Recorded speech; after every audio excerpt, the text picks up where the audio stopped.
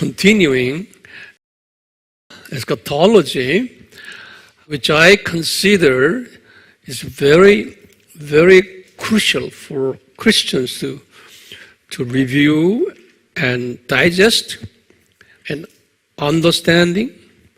Without the clear understanding of the doctrine of eschatology, hardly you can understand Christianity.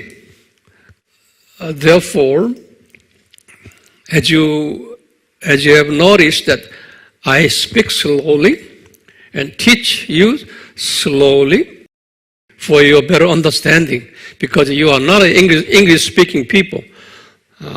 My lecture is designed to serve Asians and Africans and Arabs, all these people who are not English mother tongue people. Also, I am not a English mother tongue person. Now, last week we have studied what?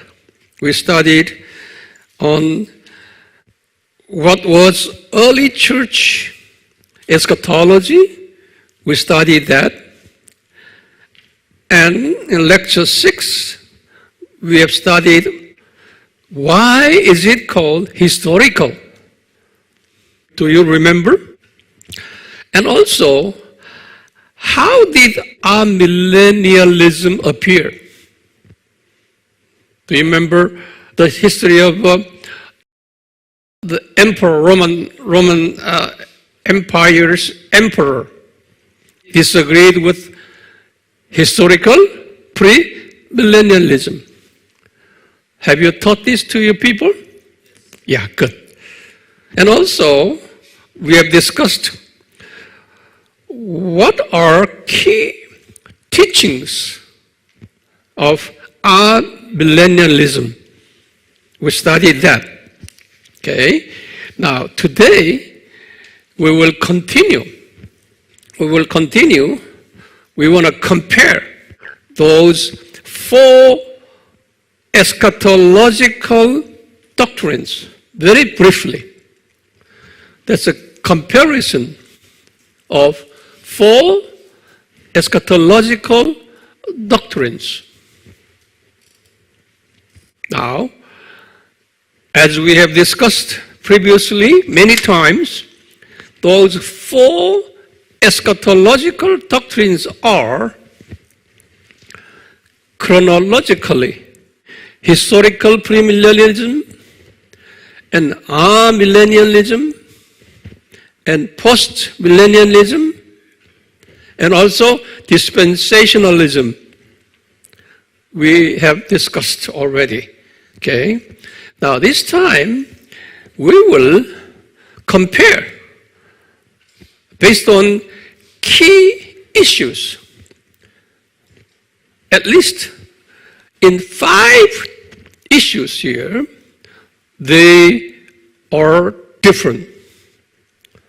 Okay, so we will go over briefly how these 4 doctrines differ each other. Okay, so that the major area of differences right here. First area is a duration. In terms of duration, these 1, 2, 3, 4 doctrines are different. We have discussed that previously. So let me just briefly go over again. Here, in terms of duration,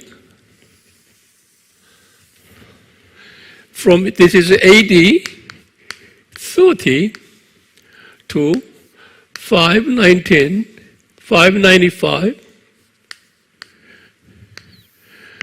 What doctrine was prevailed? That's a historical premillennialism. 590. That we call what church period? Early church period. Okay? Early church period. first 500 years. At that time, this historical premillennialism was a dominant doctrine. And from 592, 1517, what is it? Yeah, the Reformation. Okay, this period, what you call Middle Age,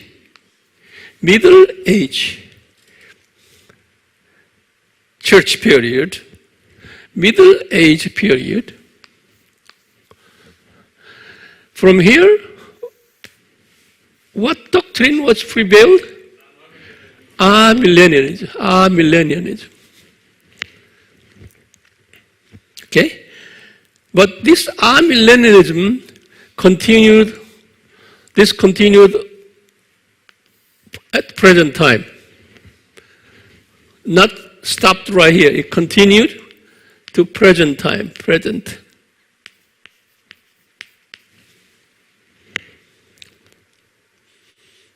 Okay. Now, how about the post-millennialism? How about the post?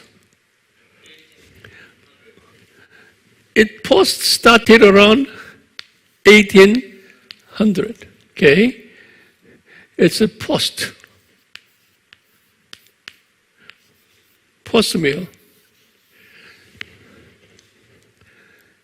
Then, how about dispensationalism? 1900. Is a dispensationalism.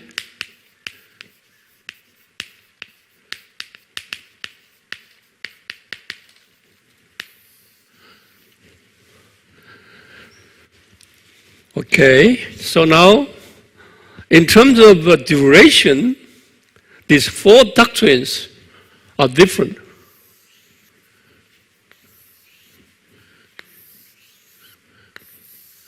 Their starting point,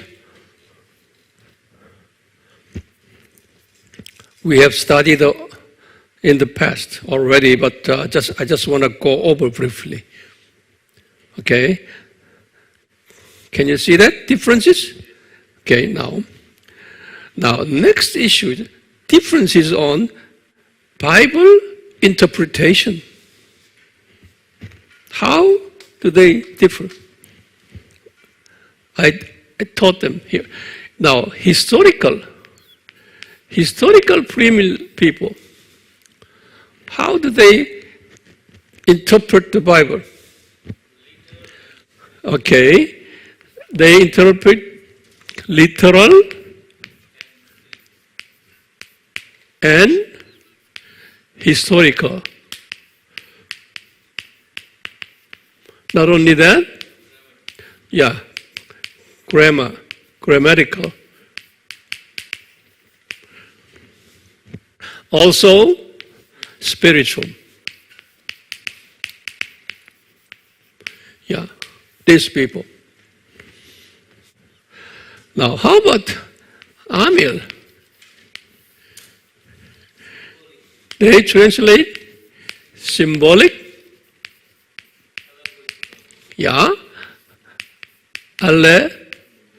allegorical, also spiritual.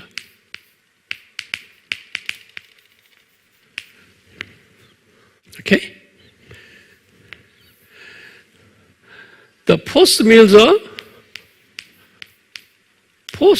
are the same. Yeah, the same as Amil. Their way of interpretation. How about dispensationals?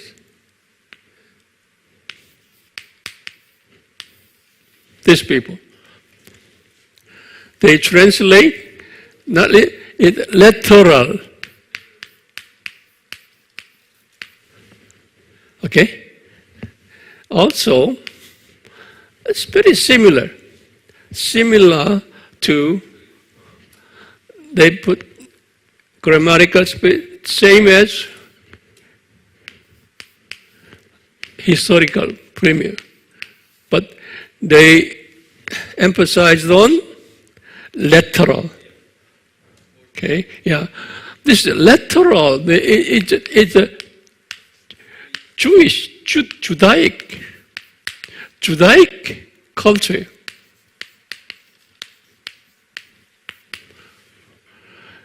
And symbolic is what culture? Allegorical.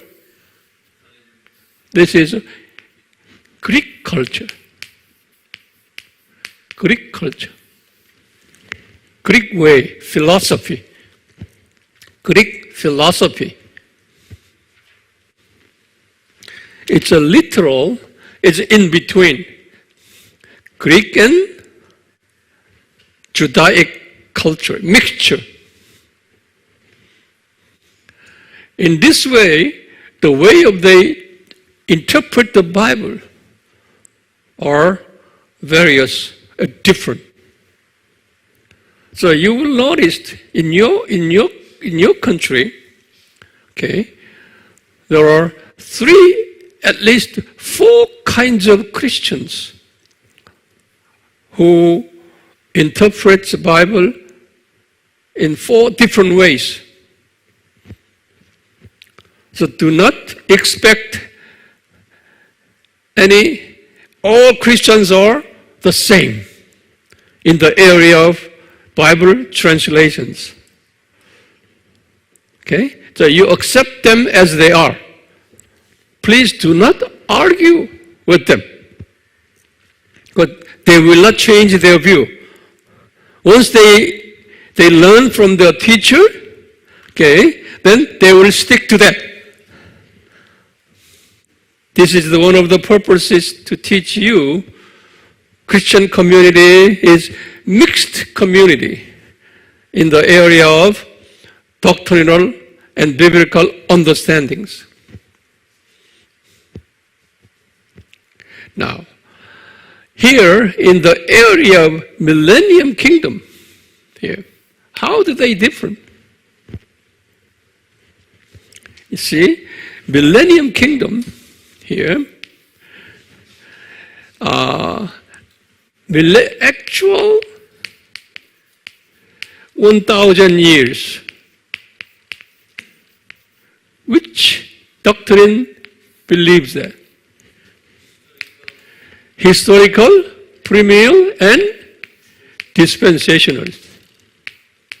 These people believe actual 1,000 years. Okay? Although you know, just rewrite it again, and a long period of time, which means from first coming to second coming. This period is millennium kingdom. Okay? So this millennium kingdom is not just a literal 1,000, it's a symbolic and allegorical long time. That long time was defined by from first coming of Jesus to second coming of Jesus. That period they call millennium kingdom. But that is not a literal 1,000 years. It's a long period of time between first coming to second coming. Okay? So they call it millennial kingdom, 1,000 years kingdom. See, when you talk to any fellow Christians, okay, you will see two kinds of Christians. Some said, I believe in actual, literal 1,000 years. Some said, no, it's a symbolic. It's allegorical. It's a long period between first coming to second coming. Okay, you will see those two kinds of people. So don't argue with them. Now, which eschatological people believe that? The amill and post-mill. So you can see that. Interesting? Okay. Now, in terms of birth pains means what? Before the second coming,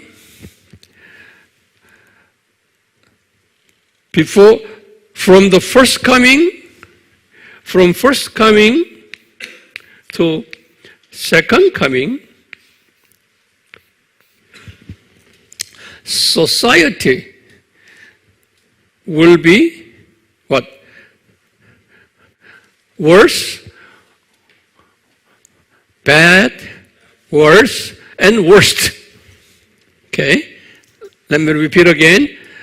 The condition of society, condition of the gospel, the condition of economic circumstances, the condition of political circumstances, okay, all the circumstances, even condition of natural circumstances, nature, the gospel, nature, society, even economy, okay, and politics, all these, okay, will be bad in the beginning of the first coming, but it will be getting worse, worse, worse at the peak, right before the coming of Jesus, second coming of Jesus, it will be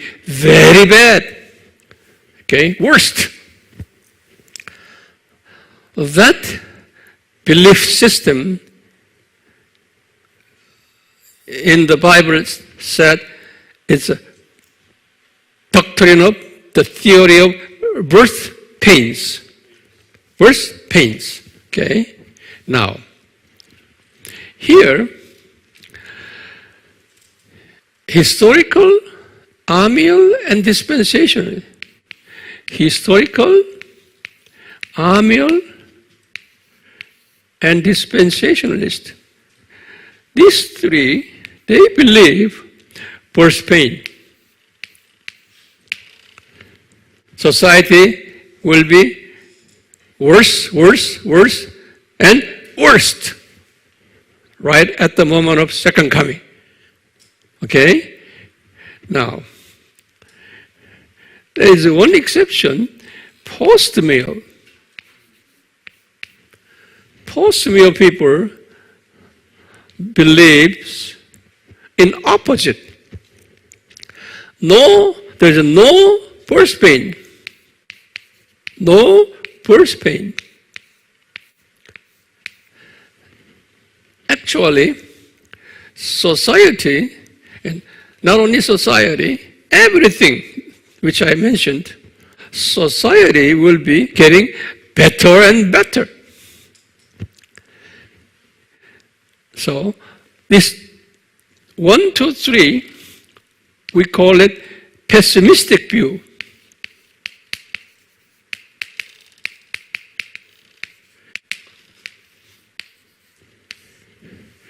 Now, post-meal people view what? Optimistic view. Optimistic view. When society becomes like paradise, utopia, okay, over here, paradise or utopia, then Jesus will come. Then this world will be over.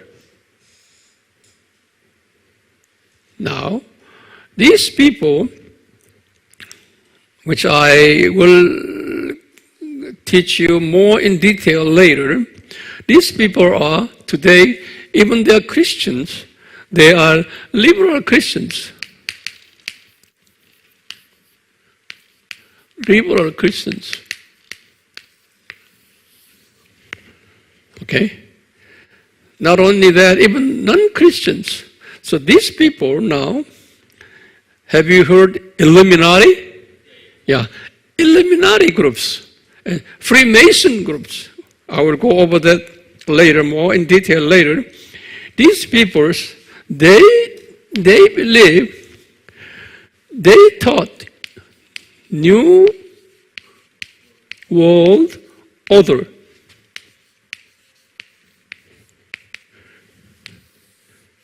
Illuminati's teaching is New World Order. We ought to recreate this society under their project is called Let's Make a New World. New World Order relates to paradise and utopia. We want to make this world paradise and utopia. So it's a pessimistic view in the area of birth pains. So they do not believe birth pain. It's just the opposite view on this world. Okay, so among the Christians, there are two kinds of Christians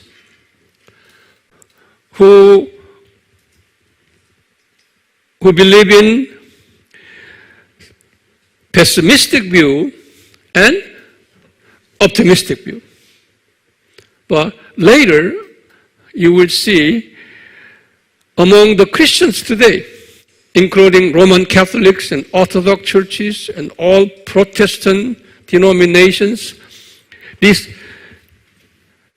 optimistic view Christians in terms of number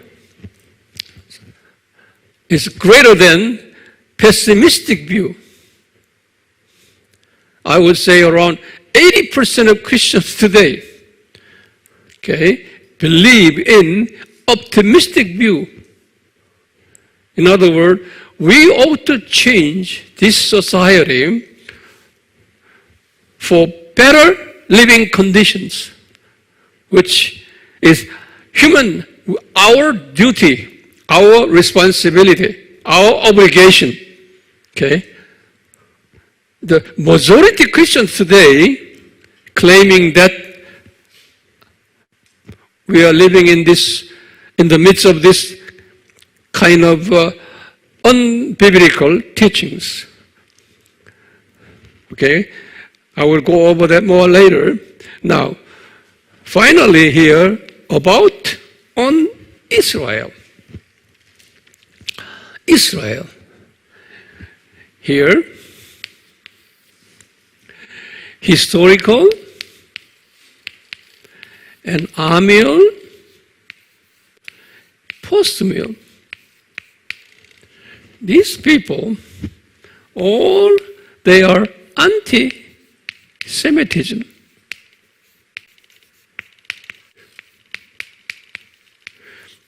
Anti-Jews.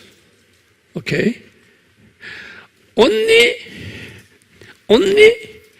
dispensationalists are pro-Semitism.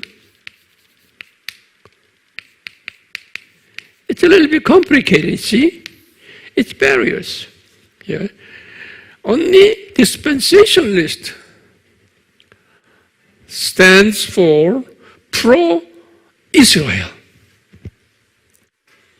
So today, you will find your fellow Christians and pastors and believers, they are very keen on Israel and their evangelism. Then you designate them, oh, he must be influenced by what doctrine? Dispensational doctrines.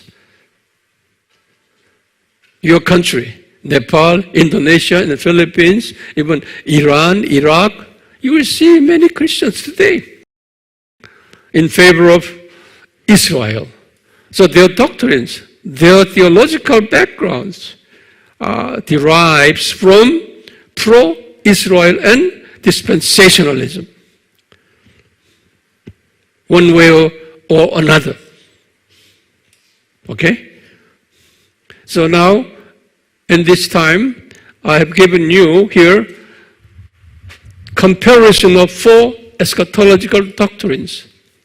Okay? In the areas of here, duration. Are you with me? How to interpret Bible, and how to interpret millennium kingdom, and how to interpret birth pains, and how to understand Israel in those 5 major areas. Okay, these 4 doctrine people are different. Although we believe in Jesus, okay, it's a different. So we will study a little bit more and more in detail later. Okay, I try to give you overview differences among those 4 doctrines. It is very important. Okay, so you teach this to your people, your church people. They are anxious to learn those differences because they are mixed up by many different teachings. They are confused by that. So our job is to give them clear understanding and teach them how to distinguish among those differences and how to interpret different Christians. And we will find out why do they have different view from us. Then you will say, oh, no wonder why.